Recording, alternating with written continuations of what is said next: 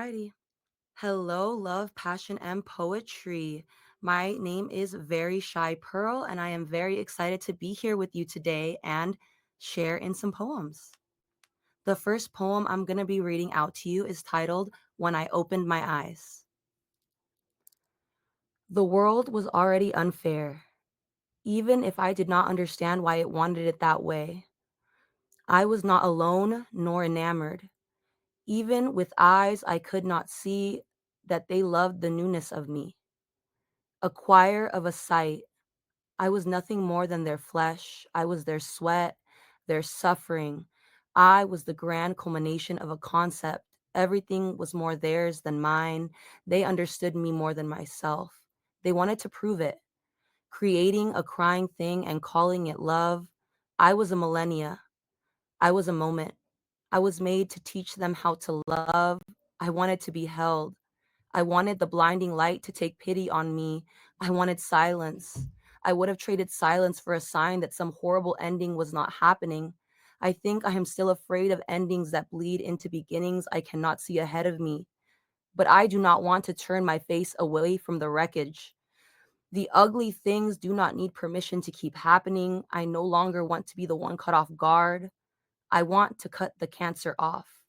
Now that I have more questions than they have answers, I have to walk away from a future where I do not forgive. When there is so little left in the well to be drawn, even with answers, the past does not stop demanding more retribution. I can feed the beast in other ways if I must. I have to learn to scream my selfishness so they can properly hear me. I have always been deserving of a safe place to rest. If I am accustomed to carrying my weight, I can learn to ask them to hold me exactly as they did back then.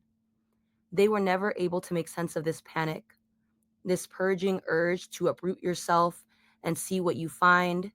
Even if things died around you, even if pieces of you became lost after you had finally found them, sometimes they need to be that way for longer or forever, whichever they find more fitting. Every time I open my eyes, there is more mess to manage. I am admitting that there is something killing me.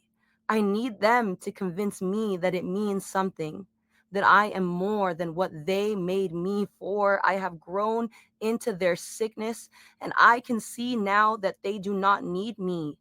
I want to be persuasive. I want to prove that I have made this role my own. I know I am not fit to unmake their mistakes. What about mine? On the days where there is less of me to salvage, it seems more rude to presume. I want to ask if it was worth it. I want to ask why love cannot be magic, cannot make me more. I am unable to stop equating happiness with becoming whole. I want to open my eyes for the first time again. I want to rest without the dread of a new day beginning before me. I want to be loved all at once for no reason other than arriving. Okay, and then let's do. Let's see.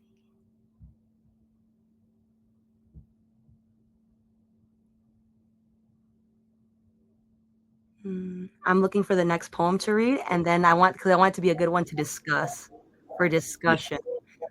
I think I'm probably gonna read the one that I have as my first episode because I feel like that one is the most fun to talk about at the moment. Okay. And also, you can do two more if you like. You can do two or three more, and it's just for safety purposes. Because No, I again, completely understand. yeah. Okay. Cool. I got you. I got a couple more, but let's see. Okay. All right. Sure. Okay. Alrighty, everybody. This is my second one, my second poem titled "Through All Love, Pain Turns to Medicine." Jesus said, "You can do everything I can do." Jesus is giving that confidence to anyone who wants it because he is generous and unjudgmental. I didn't want that confidence of Christ. I would die for anyone, but I dare not say it. I dare not declare it because the world would bite into the soft flesh of my human skin and the wounds they would inflict would become infected, and I would become sick and weak and unable to create the love to be the source and feel heaven and be like Christ. I was not yet strong, not strong, not strong, but the depth of my ability to endure. The blackness is something that devours the me that is making the most sense. Heaven is contracting and releasing this illusion of self. I am the thing and the observer.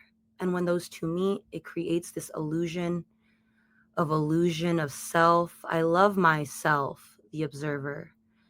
And the observer has always loved the thing, but the thing was scared of the observer. It was terrified because it was always watching and always watching and always watching during the good times and the bad times and the intimate, shameful, confusing times. The observer was always there, just as the thing was always there. But the observer went beyond the thing. It went on even when the thing slept. It watched in wonder at all the everything that could go on as soon as the thing fell asleep. It could even control it sometimes, and sometimes was less and less as I, the thing, as we are all our own things, as we live and breathe and postulate and froth and love and laugh and crusade for causes that tremble like the flimsy natures of our beautifully pathetic and terminally unique existences, and more as I age. Always, always, always, and thing couldn't help but be aware of the observer and worrying about itself, myself, my family, and wondering how it would all read. I was ashamed when I made a bad, wrong, sinful, different, a choice of my own. Ashamed for having made it, ashamed as if the observer were a friend, a stranger on the street, a parent, but never me. Always me, but never me. Somehow, somehow, somehow. And me, the thing, imposing my idea of their thoughts and having them place judgments onto my actions. And I became a fractured thing, fracturing and fracturing and fracturing my observer, myself, into a million different observers. But I am only one thing, one thing, one thing, but under different observers, different shames, different lenses. I could be anything, thing, like you could be any someone thing at any time. And I understood my parents, and I understand you, and I breathe, and I breathe, and I breathe. And one day I will not, will not be a thing, to be observed, observed by my observer, by my. I am in love. Be my observer, my brutally handsome onlooker, and tell me, breathe me, think me, terminally pink, pretty, precious. Be my green man lost at sea, searching, searching, searching only for me. Be my earth man, be my green spirit, a bush with pink peonies and tulips and carnations and cosmos. Oh, kitten tail, pink angel, a still bee, so soft, sweet, ghost beard. Your heart could never beat false for me. I could follow your unique, appealing sweetness. I am eager to see where your love is leading this heart, this soul that surges forward on this lovely feeling. Mr. Fagua, Mr. Mold on the mind. I love this way we are meeting in the middle of all the love and happiness. How happy you can make another person in between all this love. Thank you. And if it goes on, if we're talking right now, guys, love, passion, and poetry, if we're talking about this poem of illusion of self, it really, for me, is about the way that we are all born into this world. And we're already born this being that can sense everything around us, this being that can feel the light, that can feel the warmth, a being that can sit in itself and experience things and know very confidently whether you like something or don't like something, whether something brings you joy or whether it brings you sorrow, whether a song on the radio makes you want to listen to it again and again and again, or makes you want to turn it off right away. You don't want to hear it ever, ever, ever, ever again. And the way that we're born into this world, and immediately, everyone that we interact with has feelings about the things we have feelings about. And we let the way other people feel about things determine and decide whether the way that we feel about them is right or wrong, which is not true.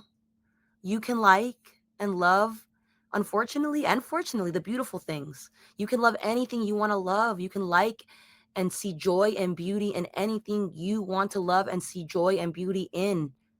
If you love spiders and scary things, other people are going to tell you that's scary. You shouldn't like that. But you push on and I like it. Or you don't. You let them say, wow, maybe they're right. People think it's creepy. People think it's scary. I shouldn't like it.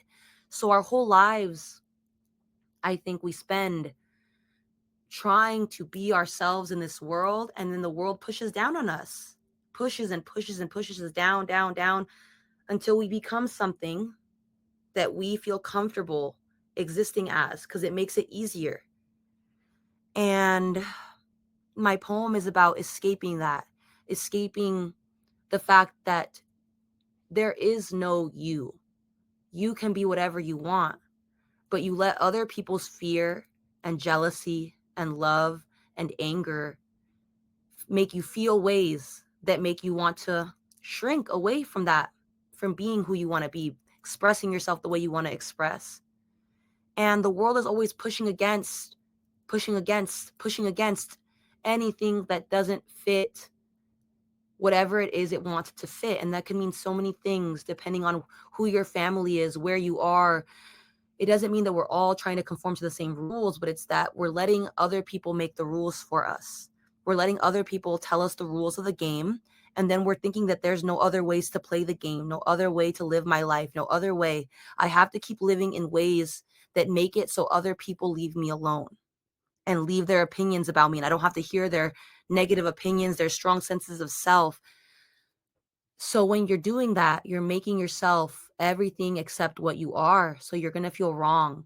And you're constantly going to be looking at everything you want to do under all the voices that you think are more important than your own, whether that's your mom, whether that's society, whether that's the internet, whatever social circles, online circles, the voices and lenses that you surround yourself and the way they see things, that's the way that you're going to see yourself, unfortunately so.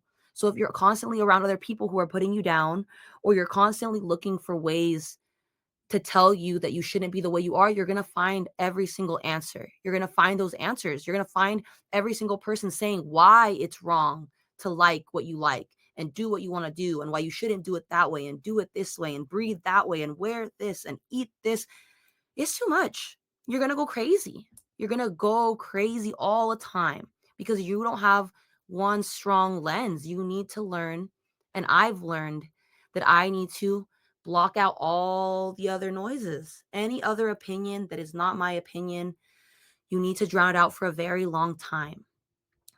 If you feel like you're not happy with yourself and you're not happy with you're at, that's when you should start. But if you're happy with where you're at, if you're 100% happy with the people in your life, the situations that you keep running into, the way that you feel about yourself, then if you're 100% happy with those things, of course you don't have to do those things. Keep taking in information, keep growing, keep expanding. But if you're taking in all this information and you're unhappy with yourself, then you need to get back to the basics. You need to get back to the basics of when you were a baby and what did you like and what didn't you like, and try to invite more of what you like and try to understand, why don't I like those things? Not push it away and not invite it into your life, but love it from a distance. Look at it like something from really far away and say, like, why don't I like those things? What's going on? How can I hold space for myself? And I think that my poem, Illusion of Self, is my journey, is a journey for me of becoming your own best friend. Really, honestly, becoming your own best friend. And that sounds really cheesy to some people. I've had that, I've heard that. But like if you're trying to find things from other people, but you don't know how to give it to yourself, you're not going to be able to see it in other people, the thing that's going to make you happy. Because everyone just acts like they have the answers, but they have the answers to themselves. They don't have answers to you. They don't know you. They don't know who you are. They don't know what happened to you as a baby. They don't know what happened to you growing up in middle school and high school and college. The only person who knows every single thing about you is you. You're the only person. So you're the best person to get advice from for the situation. And if you feel that's not true, that's okay. But if you look for answers in other people and are constantly taking their advice like completely and find yourself in situations where it's not going how you want it to go, why would it have gone the way you wanted it to go? Why would it have gone the way you wanted it to go if you took advice from someone who knew nothing of the situation, who knows nothing about it except what you told them?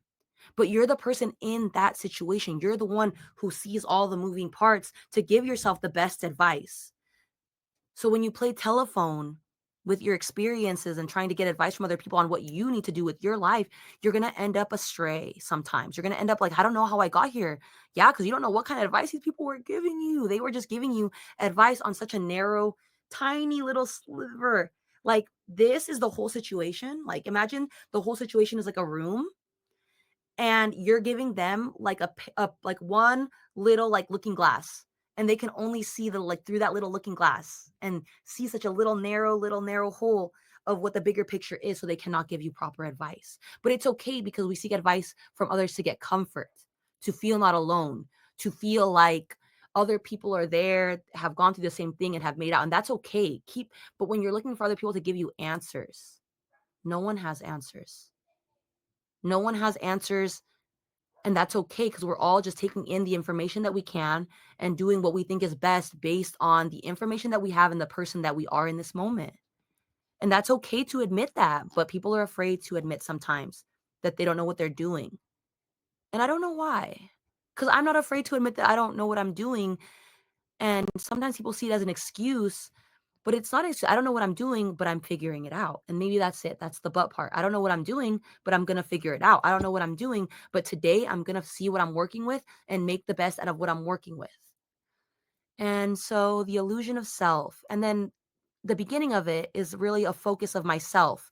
This rabbit hole that you go through your life trying to find yourself. It makes me think of that one song, making my way through the darkness. Guided by a beating heart. Life may pass me by, but I will open up my eyes. And that's the song that I'm thinking of because it has this chorus that I really love. So wake me up when it's all over, when I'm wiser and I'm older. All this time I was finding myself and I didn't know I was lost. And it's like sad because people don't want to be told they're lost. You don't want to be told that you're lost. But when you're listening to every other person's voice except your own, you are lost. You're in the darkness of your life, unable to see, and you have to trust in your feet, in your steps, in your choices. But when you're constantly listening out in the darkness for other people, reaching in the darkness and following voices, of course, you're going to feel scared. You're scared. You're looking for something that you don't know was going to take you. But if you just trust in your feet and in your own hands to close your eyes in the darkness and take one step forward and make sure there's nothing in front of you scary, nothing in front of you bumping around, nothing, you will eventually touch hands with someone who's also doing the same. Someone who's not trying to distract other people by saying, follow me, follow me. If someone's trying to say, follow me, you should be worried a little bit. Why? Why should I follow you? We're not on the same journey. I'm not you. And where you're going might not be the best for me, but you don't know that. And I don't know that. So maybe I'll follow you if I love you, if you're a good person to me and I trust you. I'll take your hand and see where this journey takes us together. But you can't follow somebody because if that person disappears from your life, you are suddenly going to be like, I don't know how I got here. And so that's why my poem transitions into be my observer, be my lover, my green man lost at sea. Because if you follow your own heart and you close your eyes and you trust in yourself to do the best that you can, to make actions that you think about for yourself and for who's involved, and trust yourself to know that you're trying your best, It will lead you to the places that will feel more right, more fulfilling, more comfortable. And in the end, I think that I frame it and be my onlooker because sometimes it does take some people are good on that journey of finding love for themselves. It goes back to what I was saying before about being your best friend. Think a lot of people say they want a friend. What does a friend mean to you? What is a friend? Oh, well, a friend is someone I can go out with and go to the movies with, or that they listen to my problems, or that they're always nice to me. Well, then if you're looking for a best friend, you need to audition for that role first yourself. Be your own best friend. Because if you don't know how to be your own best friend, when people treat you in a way that goes against that vision, you'll know for sure because you didn't treat yourself like that. You don't treat yourself like that. I tell everyone to be their best friend. Anything that you think a best friend would embody, be that for yourself first.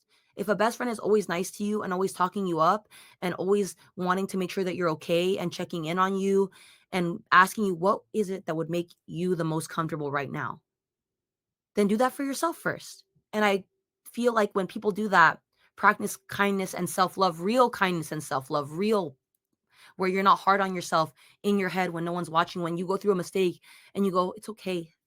That was really sucky of me. And I hate that I did that, but I'm not going to do it again. Or I'm going to figure out what I did that led me to make those choices. And I'm going to try my best not to do it. And if it happens again, then it happens again. And I'm going to learn again. Instead of saying, I keep doing these things, like you have to just be kind to yourself. And when you can be kind to yourself, you can be kind to others. And that's where my second poem once again goes to is sometimes when you find someone who loves you, that begins your journey because you meet someone who loves you for 100% you, 100% of who you are. You're showing all of what you are, the ugly, the beautiful, the annoying, whatever it is you consider. Because I personally, I don't think anyone is annoying or ugly, or I don't think anyone is any that way. But the way that we see ourselves, think about that. Think about yourself and what do you think is your ugliest moments? What do you think is your most beautiful moments? Or the moments where you don't want anyone to see, the moments where you want someone to see yourself. Please notice me. Look how happy, look how good I'm doing. The moments where you're scared. Think of someone seeing you in every versions of those lights and still saying, I love you. Still saying, I want you in my life. Still saying, I'm going to be there for every moment of your life. And for me, that's what started my healing journey. Honestly, I struggled personally. I struggled. I was someone who was in a relationship for 10 years from eighth grade, all the way till I was 23. I was in one relationship from 13 to 23. And I look back on that now and I look that I would never have been happy in that relationship because I didn't know who I was. I didn't know who I was. And I was using this person to be happy with. And I was happy with around this person, but I wasn't sure of myself. And that bled into the relationship and it caused me unhappiness. And I had been in those 10 years of relationship, I wasn't happy. I was depressed. I was anxious, but I didn't blame my partner. I knew it was not my partner's fault, but I was. And in the end, I think it was because I wasn't showing my partner, because I only had one partner for 10 years, um, showing them every version of myself fully. And I didn't feel accepted and loved by that person. So I would never be happy. But when I got out of that relationship at 23, moved back home with my parents, and started this journey of self love, I met someone very early on in the relationship, very early on in the separation, in the breakup, in this new life of mine. I met them literally 2 months into getting out of a 10-year relationship. But this person was someone who I'm still with now, who's a very beautiful human being, who showed me because he was just someone who liked everything about me. The ugly, the bad, what I describe for myself, even though I'm working towards releasing that view, what I view as the ugly part of me, the difficult parts of me, the stressful parts of me, the parts that I don't want to show people, the parts that you don't want people to deal with because you think it's hard. But when you find that love, when you feel that love, and I'm not saying you have to feel that love to find that in yourself. I'm saying some people need someone else to help show them that they're lovable because they are having a hard time seeing it themselves.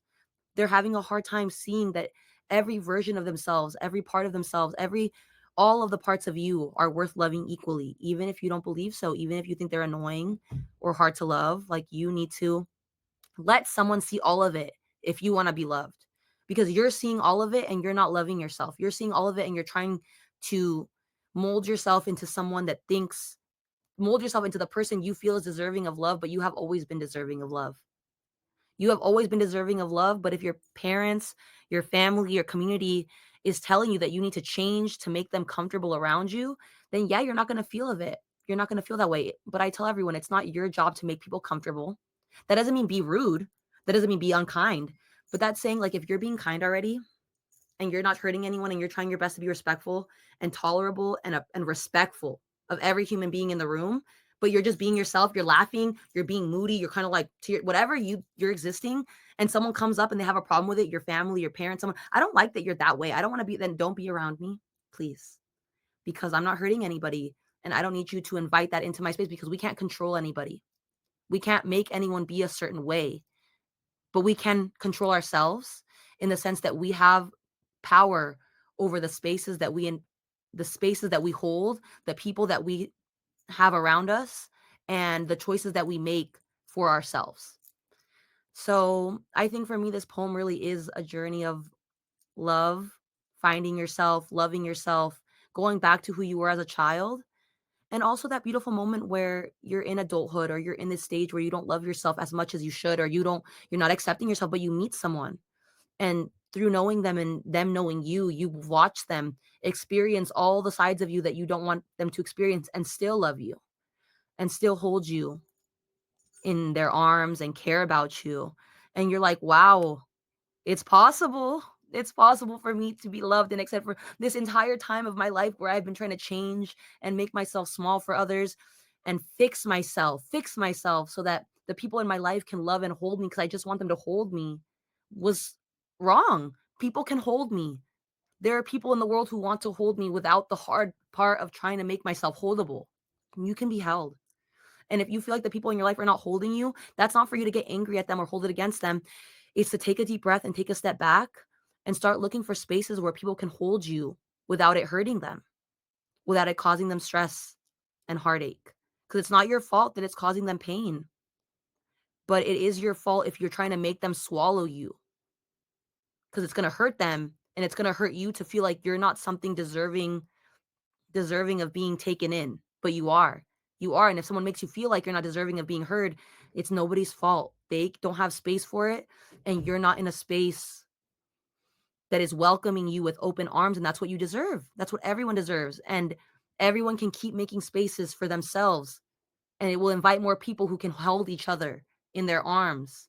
And that's okay. No one's at fault for not being able to hold one another as long as you know that it's no one's fault. Oh, this gets really crazy, guys. I appreciate you guys hearing me out. Love, passion, and poetry.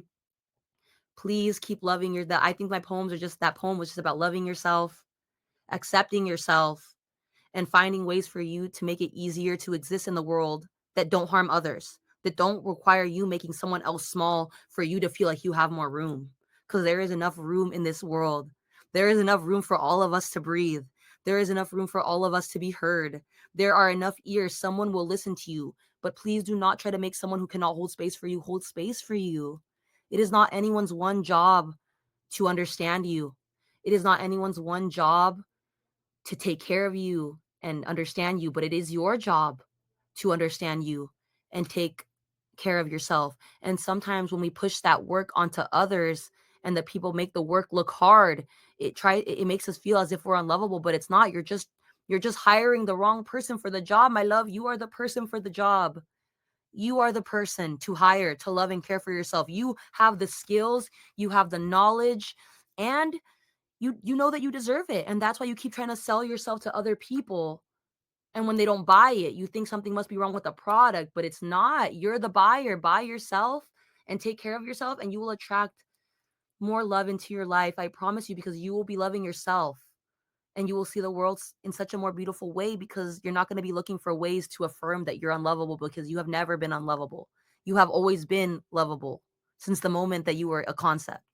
You were something that there were already people in the world who love you.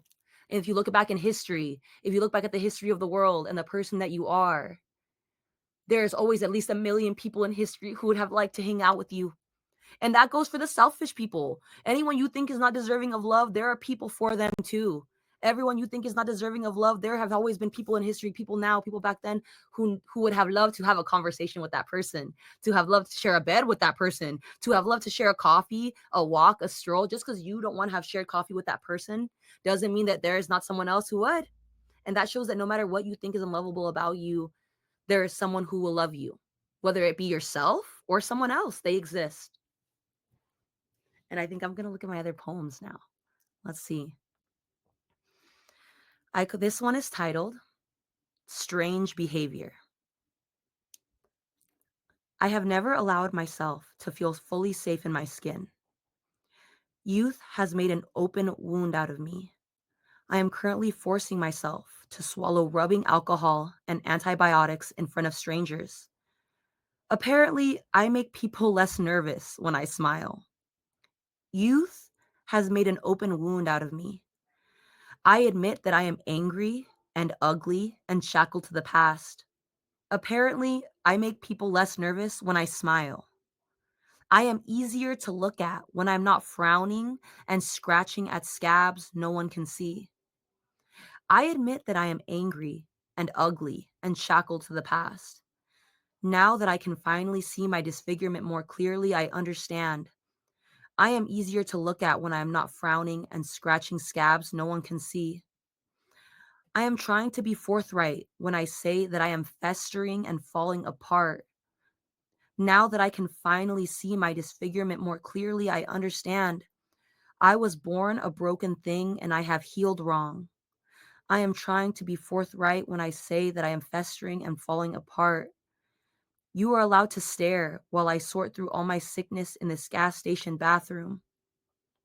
I was born a broken thing and I have healed wrong. I have never allowed myself to feel fully safe in my skin. I am currently forcing myself to swallow rubbing alcohol and antibiotics in front of strangers. You are allowed to stare while I sort through all my sickness in this gas station bathroom. That poem was about the ugliness of healing, really. The ugliness of healing. The fact that when you're in your most vulnerable, when you're healing and you're out existing in the world, and you can feel everyone staring at you, you can feel that they know something is off with this person. You can feel that they must feel that the way that you're moving is burdened by everything that has happened in the past, everything that has accumulated on your back, and you feel sick. You feel sick. You feel it. And there has to come a pride with that, a pride with knowing. At least you know. At least you know something's not right. Imagine being sick and acting sick and you don't know you're sick and you're coughing on everyone and boogers are pouring down your face and you have big giant scabs all over your skin and you're molting. Imagine being like a patient of the zombie apocalypse, the first patient, and you're walking around sick, infecting other people, and you don't know. But at least when you're healing, at least you know something is wrong, because that's the first step in saying, I know that I'm a certain way, but I want to do what I can to become better for myself, because my body is the one that's breaking down. My body is the one that's hurt. Who cares if everyone is uncomfortable, that I'm sick and mucusy and scabby and disgusting with sickness? Who cares? I don't want to be sick. I want to get better. And if you focus on what healing looks like outside, you're never going to be healing. You're going to be trying to heal in ways that look nice, that look good. You're going to be healing under pressure. And healing doesn't come under pressure. Healing comes when you relieve yourself of that pressure, when you can heal, even if it doesn't look pretty. Heal however that needs to look. Confront the things you don't want to say, be uncomfortable, but try to be kind and be aware of what's happening and how you're coming off to others, not because what they think matters, but because how you feel yourself, how you feel you're being perceived by others takes part in your healing, because that's what has made you act a certain way up until this point. If you know if you understand, like, think about you in elementary school and middle school and high school, and you being a child and you trying to act in ways that make it so you're not being judged by your friends and your peers and your family, trying to look good on paper while trying to manage all that stress underneath. We haven't grown out of that. You're still trying to heal in a pretty way or exist in a way that's palatable for everyone around you, but you need to block out the audience. There is no audience. You need to stop thinking that everyone is looking at you, that everyone is perceiving your actions, because you're not going to heal, because you're going to start performing and thinking about, how should I act while I heal? How should I act while I'm getting better? How should I not act sick? And that's going to be mean, because that's not kind and that's not healing, because healing is kindness and healing is love. in my opinion. To heal is to love yourself, to take in everything that's happened to you and experience it and feel however you need to feel about it. And then say it's okay and love yourself. It's hard. It's hard. And I'm not saying it's not hard. I'm not saying it's not difficult. But it's something that we have to do as we live our lives. Because as we live our lives, we are the only one experiencing what we're experiencing and having feelings about the things we're having feelings about. So you're going to keep feeling that way as you think about yourself in life and how others think about your thoughts. But eventually, maturity, I believe, maturity is realizing that you could try to hold space for everyone's opinions and thoughts and actions, but it's going to tire you out. You could.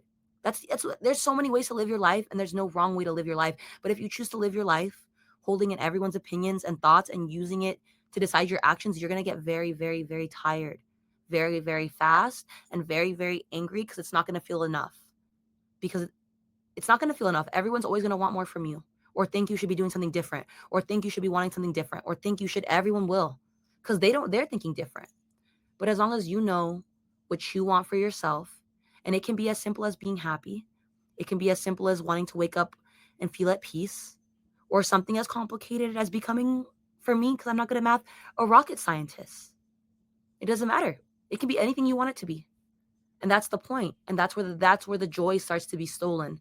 When you've decided what you want for yourself and you start to listen to everyone say why it's not a good time and why it's bad for you, and they're scared for you, or they're worried, or maybe try this, or maybe do this. And then suddenly you had this beautiful idea for yourself that you loved, and everyone's stepping on it and grabbing at it and twisting it. And you look at this idea now that you loved in your hands and you're like, maybe it's not what I thought it was. But no, it is what you thought it was. You just now let everyone else's thoughts and opinions drown out what you loved about it and what you loved about yourself. Let me see. Here's one I have called Escape Artist.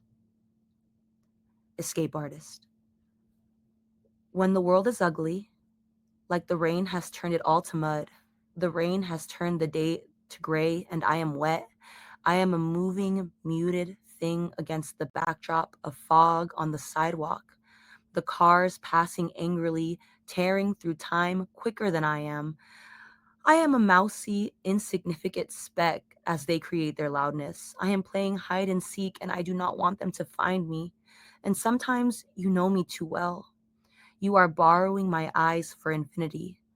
I am so ready to drown in the rain. I am good at sleeping and softness and holding in sound, keeping noise in my clenched palms. You asked me for my name after finding me buried in the snow.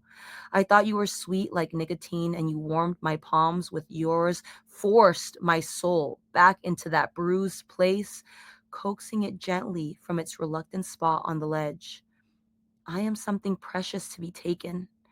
I am escaping into a hole in the wall. Your palm is wet, and I am waiting for you to kiss me again. I think that poem for me especially is about understanding oneself and finding oneself in love, finding oneself in love and trying to be with yourself again after being with yourself has been so hard, cuz after a lot of hardships in life, it's really scary to be soft again, because you saw what being soft got you. You saw how you were when you were young, and being hopeful and being kind and being optimistic got you. It got you punched in the face. It got you heartbroken. It got you, if that you felt like it was, but the problem was that you weren't ready to be confident in your love because you were a child, or you were someone, you were not ready to be confident in it.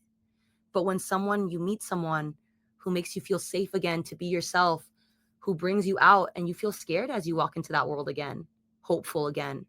You feel scared that you're going to become hard again, because the process of becoming hard, the process of becoming closed off and numb is a process.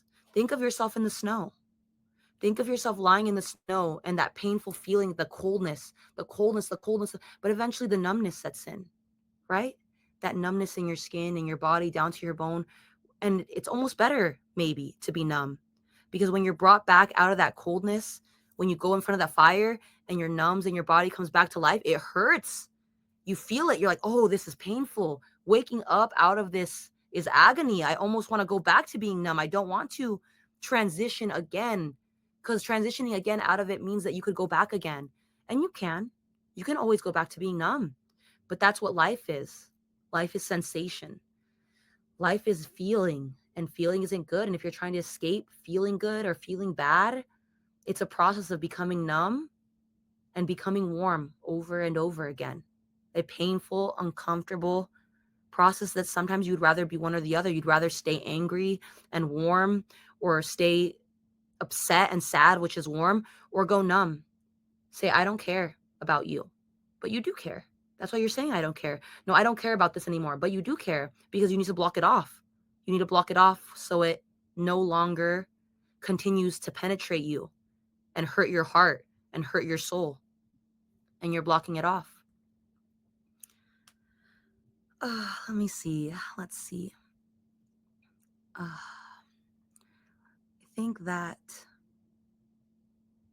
here, this is one called Pieces of Childhood. Pieces of Childhood.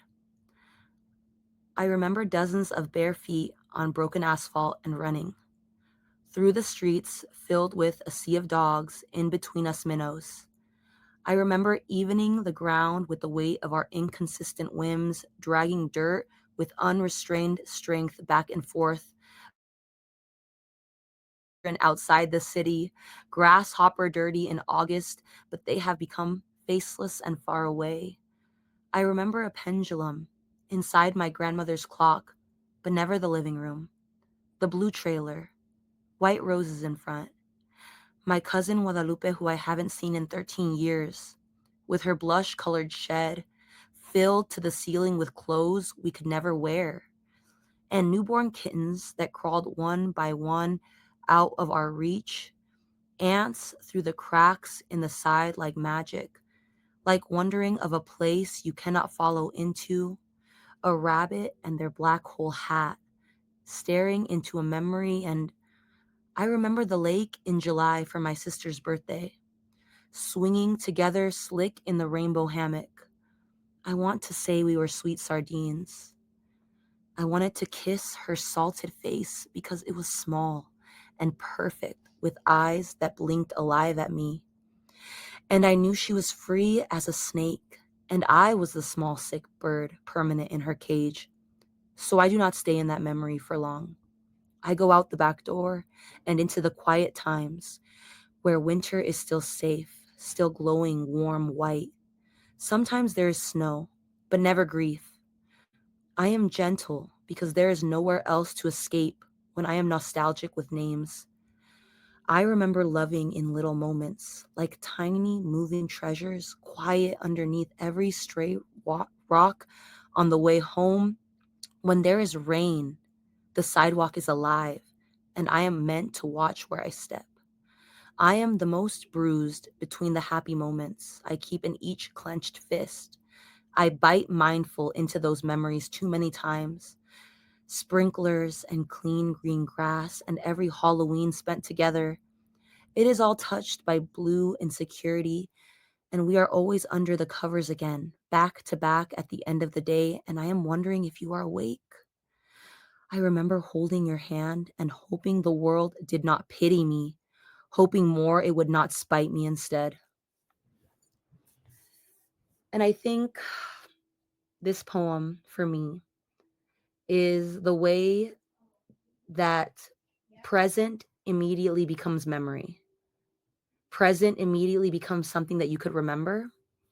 And the way that we hold on to the good moments and the way that the harder moments get put in the back, in the closet of our minds, because we're afraid. We're afraid of feeling how we felt again in those moments. Because I tell people all the time, the way that you feel about things is not going to change. Your understanding and perspective could grow. and you can see it from new ways. But the way that you ultimately feel about how it happened is not going to change. And that's why when you look back at moments, you think like, why has this sadness not left yet? Why has, especially only for the negative ones, the happy ones people love. You love a happy moment. You always look back at the happy moments, like, yep, happy, happy, unless you find out new information that makes you see it differently. Then you're like, no, it has changed how I feel. Because if you had access to that information, whenever you look back at that memory, the person that you were, if that person had access to that information, it would have changed how they felt. And that's okay too. That's okay too. The person that you were who felt that happiness still exists, and the person who you were then that would have existed, knowing that information would have also felt the way you feel now. And it's like you're back in that moment feeling it again, but this time with all the information that you feel like you should have to make the decision that you had made. I think that memory and the life that you live and not being able to accept that you feel that way about something. And it's usually because you have that person in your life still, our family. And the way that they made us feel back then will never change, but we choose to love them and move forward. I think that's the perfect example. And what my thing is called pieces of childhood. Because your family and the relationships that you have with your caretakers and the people who you grew up with from being a child, they're with you forever. They're with you forever because all the memories that you have, they're the actors in the movie of your life.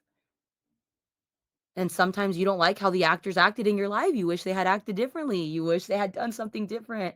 But you cannot change them, unfortunately so. So you accept it and you move on. But it does keep hurting when you feel like you should feel different, but you don't. Mm, let's see. This is the poem called "The State of It All." The state of it all.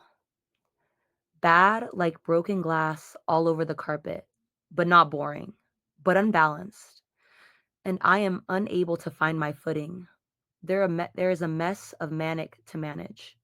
I am one wrong step away from ruin. I am unwell. I am bleeding out in the bathroom, begging leeches to suck all the love out. They are proving all at once that I am allowed to call this existence a fever, a dream. I am allowed to call myself half real like suffering. Real like something soft that bruises and rots, real like a heartbeat and a warm body, still twitching as they scrape me off the sidewalk. The leeches are proving that love is poison in my veins. It makes me pathetic, makes me less person, more puzzle, more haunted.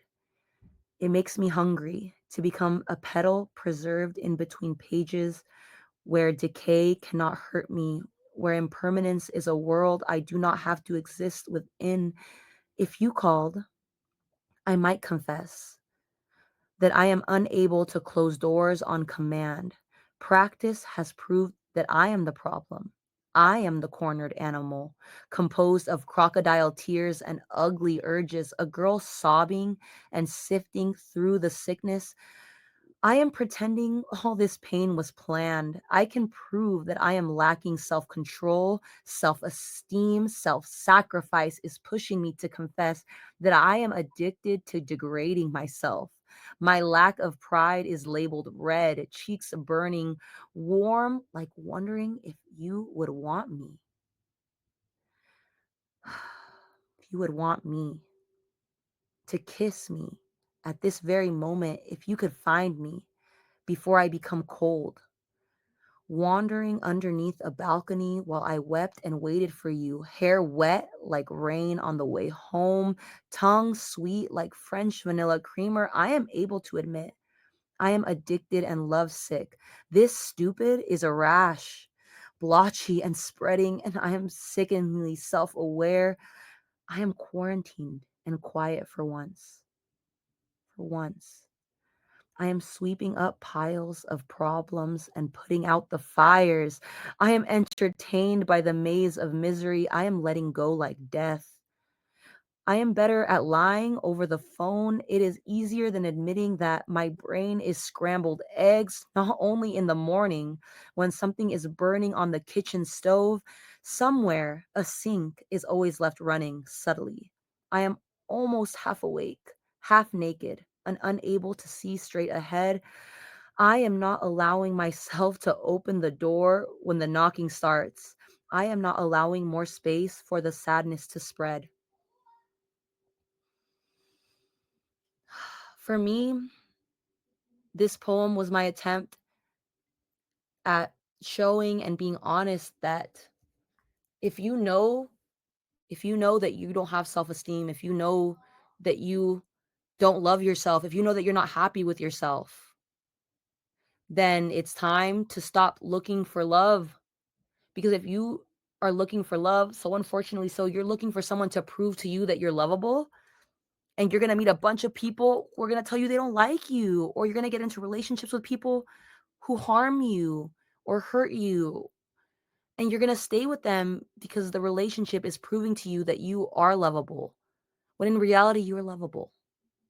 You have always been lovable. You didn't need the relationship to prove you're lovable. The relationships, then the way that we go out in this world seeking love is always going to hurt us, because if you're seeking answers, you're going to get both kinds of answers. You're going to get the answers that you are lovable, because I believe you are lovable. Anyone who's listening to this, you're lovable. Or you're going to get people who are telling you you're unlovable, but only because they are not able to love you. But someone not being able to love you does not prove that you're unlovable. It proves that that one person cannot love you. And then we allow ourselves to use that person not being able to love us to could drown out the voices and proof that we are lovable. And it's hard. It's hard. It's hard to want to be loved. It's hard to go out looking and finding people who are like you wanting to be loved, and knowing that because you are looking to be loved, you might look for all these reasons and see the reasons. But if you just love yourself and allow yourself to be loved by others by not thinking about it, by being you, being yourself, being 100% yourself, and existing in front of someone who's also existing as 100% themselves, and dealing with whatever emotions arise, whether it always goes smoothly, and that's wonderful. And then one day they go, I didn't like that you said that. And then instead of freaking out saying, I don't know why, I've always been good, I've always been great to you, you go, well, I know myself, and I know that I didn't mean to harm them, and go, well, why did that harm you? And that's what it means to be 100% yourself and 100% yourself with somebody else, and someone's 100% with you, because you guys get to exist in ways that feel happy and comfortable. And when tensions arise, when you intersect at a place where you guys don't agree, you are so confident in yourselves that you don't feel attacked, and you don't feel like this person's beliefs or the way they feel about you means that it's true or means that you have to change now, because you don't have to change, but you can understand. You don't have to change how you are or what you want or who you think, but you can listen to them and hear why it affects them, and make a decision. But because if you really love that person and they're loving you 100%, you're loving them, why wouldn't you want to change or adjust behaviors and not see it as an attack and not see it as them criticizing you, but them saying what you did made me feel a certain way. And now in this moment, I'm ready to talk to you about it so that we can continue on being 100% ourselves without lingering resentment, without things left unsaid. Because being 100% yourself and someone else being 100% yourself means that you have trust that you can say and think and be the way you need to be. And this person will still be there beside you as 100% themselves, meaning that you get to voice your things and they get to voice their things. So crazy. So crazy, guys.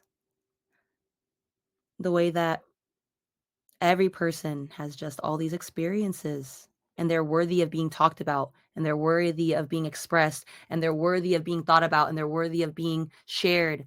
But if you don't feel like it's something worth talking about, and if you don't feel like your life is worth experiencing or sensing, then you're always going to feel like a background character taking advice from the main characters. And the main characters are just the people who feel the strongest, talk the loudest, and have the most pride or confidence to tell you how they feel.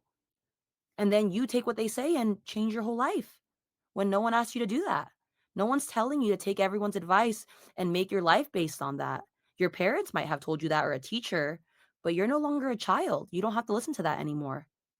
That's not the name of the game. The name means that you're an adult, and as long as you're not hurting anyone, disrespecting anyone, being purposely rude or malicious or hateful, if you are doing things with love in your heart for yourself to just live your life peacefully and happily, whatever that looks like, people are going to have feelings about it. But it's not your job to let their feelings make you start to change things, whether that's internally in your internal world or externally. Should I do one more poem, or do you think it's okay or not right now?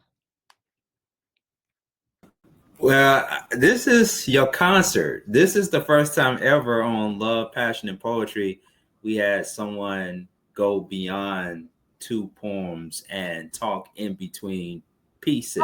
heck yeah. Okay, okay. Oh, don't even try. I got you. I did not okay, I understand that now. I got you. Here we go. This is my title poem. Yeah, everyone who's listening right now. A separation. There does not seem like enough space here, enough room to heal without hurting, without being hurt by others. It is turning me into resentment, into an absence.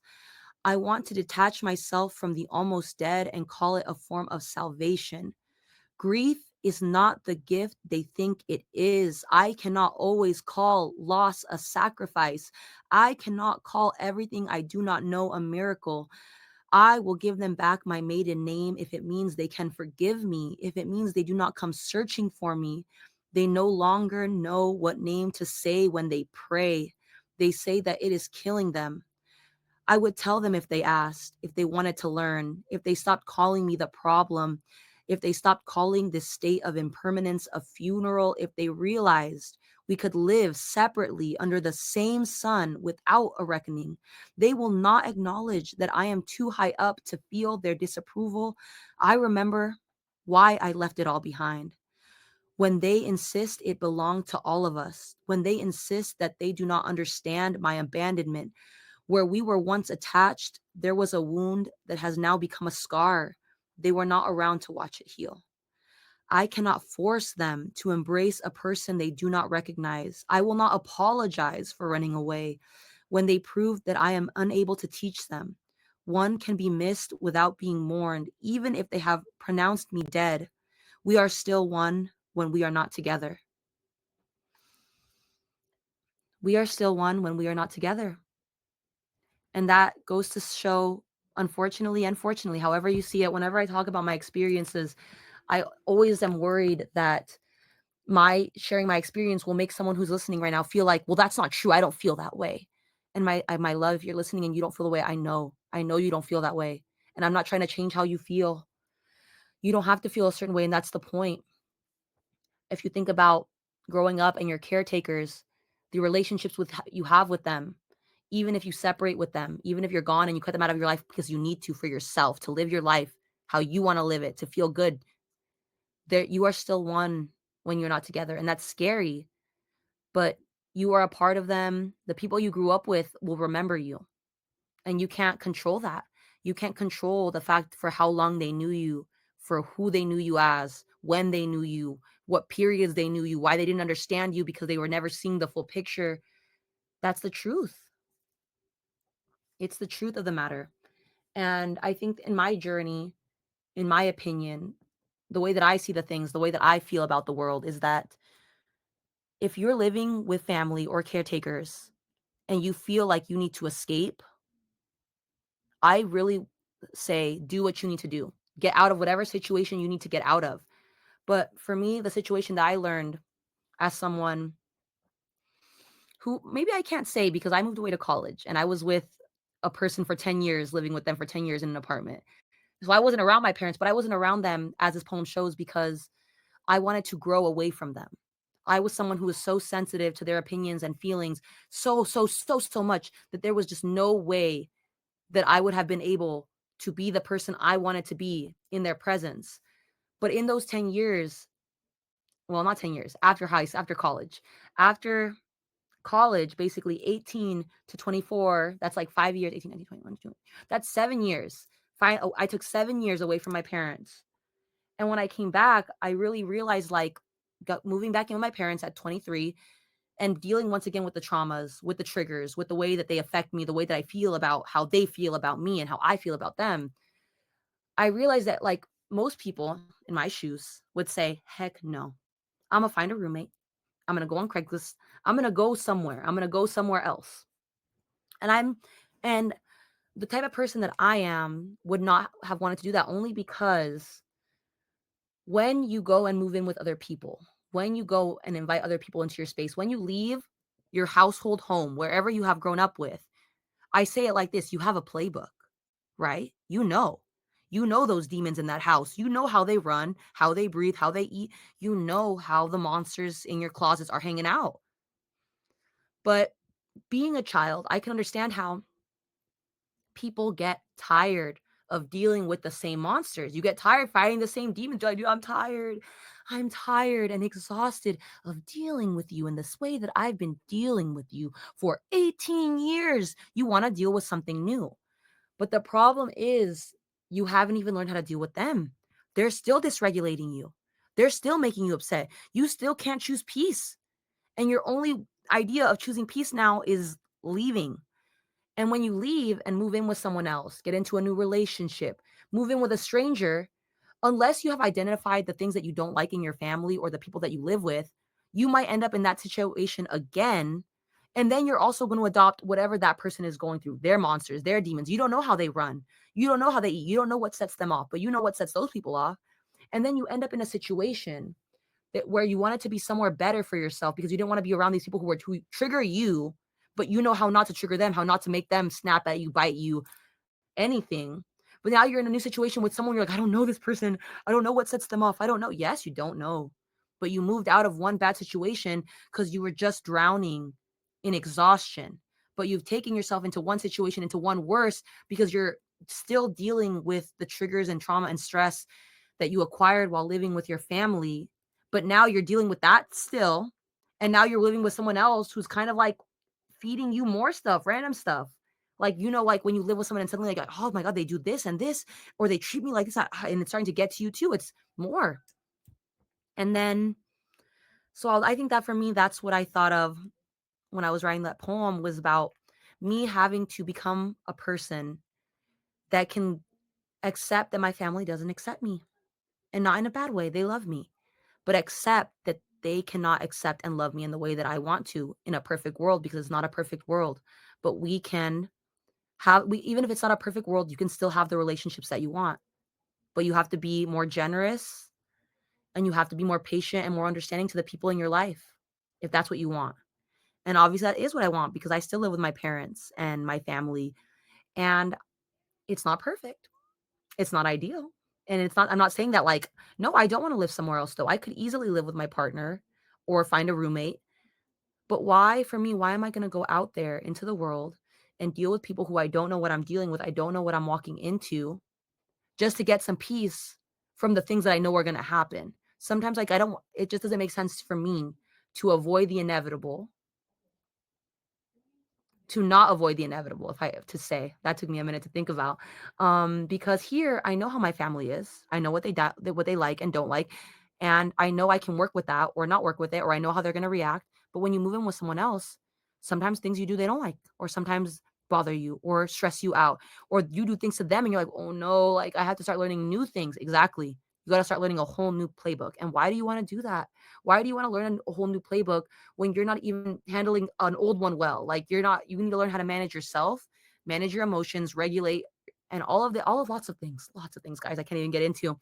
Mental health advocate over here, guys. You need to learn how to regulate your body, learn your triggers, learn what stresses you out, learn how you feel when you're becoming stressed, so you can say, hey, I know how I'm feeling. I don't like this. Know what you like so that you can show up as your best self. Because you want to show up as your best self. You want to show up as someone that you're proud of. You don't like when you blow up. You don't like when you're upset. You don't like it. And it's not that you need to avoid that, but you need to know how to manage it better, so you're not afraid of being angry. So you're not afraid of being sad. So you're not afraid of being hurt, because you know that you can manage it well. Let's see. We'll do another one. Mm, mm, mm. Let's see. Here. This is what I call waiting game. Waiting game. I am not waiting for things that will never be. We're never born to mean anything more than misunderstandings. I want us to be meant for one another in another life. I admit it messy like mascara tears and trying to quit for the fifth time. I admit that I am not what I want, standing in the same spot where you left me last. The path back to me has been lost for quite some time. Stones rearranged by time's unsteady hands, the hole in the wall has dissolved. I am no longer staring at you, eyes glowing in the darkness. I am no longer searching for your smile. I am less asleep now. I am somewhat steady and navigating a narrow alley behind a building underneath a stranger's balcony that is keeping me dry. My feet are still wet, hands in my pockets. My hair is touching the middle of my back. I wanted you to feel the length as you kissed softness onto my lips.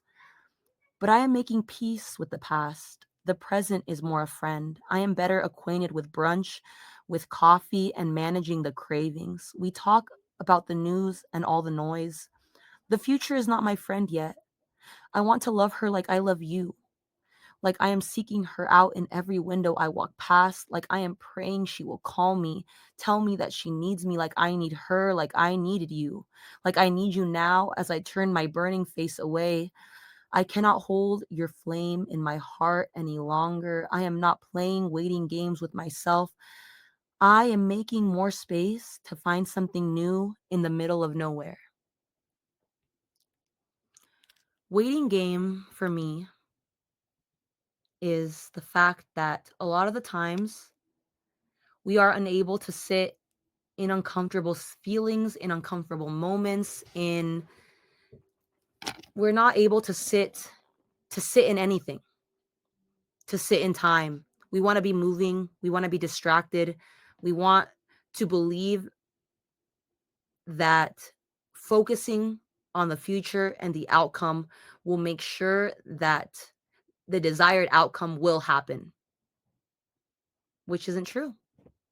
And it's most of the time that when you're not able to sit in the uncomfortable feeling, in the times in your sadness or when things can't change or when you have no control, if you're not able to sit in it and feel what it feels to be you, feeling that feeling, if you're always rushing yourself through a feeling, rushing yourself through everything, life is always going to feel too fast. Life is going to feel like because you're not giving yourself space. You're not giving yourself space. You're not giving yourself grace. You're not giving yourself presence. You're not giving yourself patience. You have to be able to let things happen to you. Let things happen to you and then go and just sit with it for a moment. Don't try to think of what to do. Just literally sit with it. How does it make you feel? Because sometimes you don't even know what you feel and you make a decision based on a feeling that you couldn't name. And if I bet if you had known that feeling was anger, or fear, if you had really known you were feeling angry or scared, you wouldn't have made a decision based on it. You would have been like, oh no, I'm too scared or angry. I'm going to make a decision based on that. But if you're calm and you take a minute to just admit how you feel, this situation sucks. I wish it was this. I wish we could have done this differently. And take a minute to breathe. Then you can sit with it and acknowledge, well, what do I want? What's the next step? How do I get from point A to point B? Because when you're angry or upset or too much in a feeling and you can't even name the feeling, the person that you are in that moment is a person who's sad. It's you sad. It's you angry. And angry you, sad you, and calm you make different decisions. Everyone can I would hope that most people would agree that when the person you are when you're angry or the person you are when you're sad shouldn't be making choices. Shouldn't be calling the shots. Don't you prefer the version of you that's calm to make a choice? Don't you trust that version of you more? I do. I definitely do. I trust the version of me that's calm more.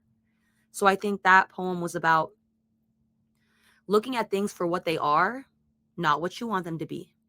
Looking at someone for who they are, not who you know they can be.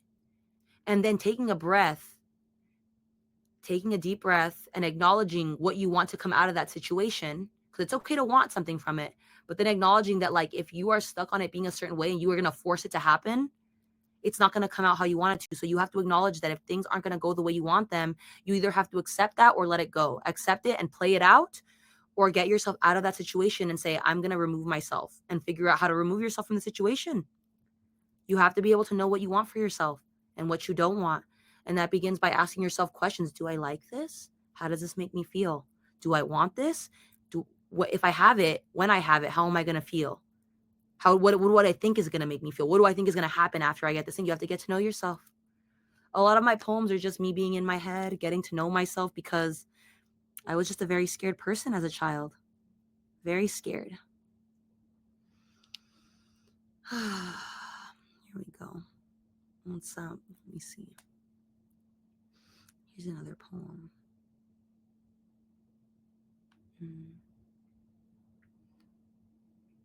I call this poem Understanding.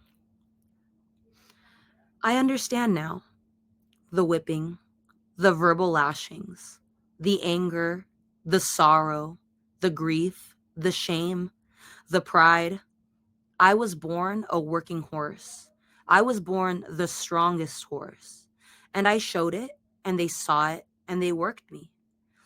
And I could not find love or joy or vulnerability in the struggle. My life was work. And one day they told me I was done, and I was angry. How dare they? How dare they? How dare they? What am I to do? What am I to do? What am I to do? What is now? Now, now. What am I now when the ones who made the work to give are gone for me? They say I am free, and I say they are fool. I say I am angry. They say I am strength and beauty and perseverance. And I say, what are those things? I say I have never seen myself. I say I am angry, and I am a stranger to myself. And they say I am free, and leave, and I am alone, alone, alone. But I understand now, and that is not enough. When I am alive and full of nothing, when I am the one who watches monsters choose war, when I am the one who loves more, when I am the one who always wants to understand. For me, guys, this poem is about all of us. It's the way that you're born into this life. You're born and you have a caretaker, and you're a little baby. And imagine yourself right now. Imagine yourself as that little baby. And imagine that little baby just walking, and imagine them growing. And as they're growing, imagine lots of hands around them. Hands shifting the way their hair looks, shifting what they should wear, shifting the way he moves, this baby moves his hands, shifting the way he walks, shifting the, don't eat this, don't, just imagine a baby with a bunch of hands. Every time the baby makes a move, a hand redirects the baby. A hand changes the baby's direction. And that's what we are. And then when we finally grow up and we're 18 and we're left alone with ourselves, we go, what do we do? What do we do now? Because we don't trust ourselves. We don't trust in our choices. We don't trust in the way that we think. We don't trust ourselves to be ourselves. And now when we're alone, and the person who's in charge of us, whether it's teachers, parents, when no one's watching, who are we and what do we want? Because when you're younger, you feel like everyone's watching you all the time, whether it's your parents or school, you're always being watched. As a child, you're always being watched. When you become an adult, you realize that no one's watching you. No one's watching you right now. No one cares. And I don't mean that in a selfish, awful way. I know it's scary, but no one cares but you when you're all alone. So you need to care about you. I think that I try to remind people that it can be scary when you're a child and you don't realize that all of the motivation is your parents' love or their control over you. Because parents can either love you, and if you don't feel loved by them, I understand, because that could be control, where your parents are so like controlling that you're like, there's no love here. And I can understand sometimes control pushes out all the love. Even if the parent thought they were being loving, sometimes control pushes out all the love. So when you spend your whole life being controlled or loved, you realize that everyone's pushing you, external factors, your parents, school, they're pushing you on a path, and you know the path and you're following the path. But once you get out of the school system, get out of your parents' eyes, whether that be you moved out, you moved far away, or they passed away, unfortunately, when you finally realize that you're free of the limitations and views that were being put upon you, you get scared because you're like, I don't know what to do. and you don't know what to do when for your whole life you had been being told that you know what to do, that you'll be fine, that you're going to go to school, XYZ, or this, or find a family. And then you realize when you're out there, it's harder than it looks, guys. It's hard to do it, but they tell you you're fine. You'll figure it out. We all figured it out. But that's why they feel that way, because our caretakers and the people in our lives are not talking about the fact that it's scary. All the adults in your life feel that they need to show children that we have it all together and that we're perfect, even though that's not true. The person that I am, I'm vulnerable with children. I tell them, I don't know what's going on, but I'm going to make a choice. They ask me, what are we doing? I don't know what we're doing, but I'm going to figure it out. I don't know where we are. I'm honest with all my friends' kids, all my kids. I'm not like honest in I think in a way that I think would make people uncomfortable. But like when they ask me things, I don't try to lie to them, or I don't try to brush them off because I don't have the energy. I tell them honestly, like how I would treat another person. I treat children like I would treat another person in the sense like they're like talking to me, talking, think of a kid talking, and then I'll be like, hey, I'm really tired right now. I'm really tired. I had a long day and you're kind of talking a lot, but I love you. But you're just, oh, it's a lot for me right now personally. So I'm going to go to another room and you can keep here watching TV. And I love you so much. And when I have energy, I will come talk to you again. But you see, so like you have to just be honest and vulnerable and real. And I think about how like your parents don't let you do that, or you don't ever see good examples of that. Because when the adults in your life feel like they don't have it together, you're only seeing it in moments when they break down, when it's so much to the point where they have to show it physically. But they're like that all the time. Now you know that you're adults. Now everyone knows that even when your parents were holding it together well, they still didn't know what they were doing. And that's the point, you know? That's the point, is to be honest with yourself. It's okay. People are afraid of being honest, I think. They're afraid of looking dumb. They're afraid of looking bad. They're afraid of looking stupid. I'm not afraid to look stupid. I'm not afraid to look dumb. If I don't know something, I'm going to ask. If I don't know what they mean, I'm going to ask. When you're afraid to look dumb or afraid to look bad in front of others for things that you feel, I think when you genuinely just want to know or you're asking, you're getting in the way of yourself, of becoming the person you want to be. And so I think about the fact that like for our whole lives, we get told that there's a path for us, that we'll be fine, that we always know the way, that it's very clear cut. When you're young, everyone makes it seem so clear cut. They don't want to tell you how messy it is because they don't like how messy it is. They don't like it. So they hide it from you. They hide it from us. Our entire lives, they say it in like movies or statements like, you'll understand when you're older. Why don't you tell me now? Tell your kids, tell them, hey, my love, life can get very complicated. Be honest with the state, because I only say this because no matter what state you're in and what you're going through, everyone can feel it. Whether you're hiding or closing off, people can feel it. And not in like they're trying to figure you out, but like if you're closed off or stressed, they can feel that you're closed off and stressed. They can feel it. Oh my goodness, so crazy. That's really crazy, guys. I really think being alive is the craziest thing. It's really crazy.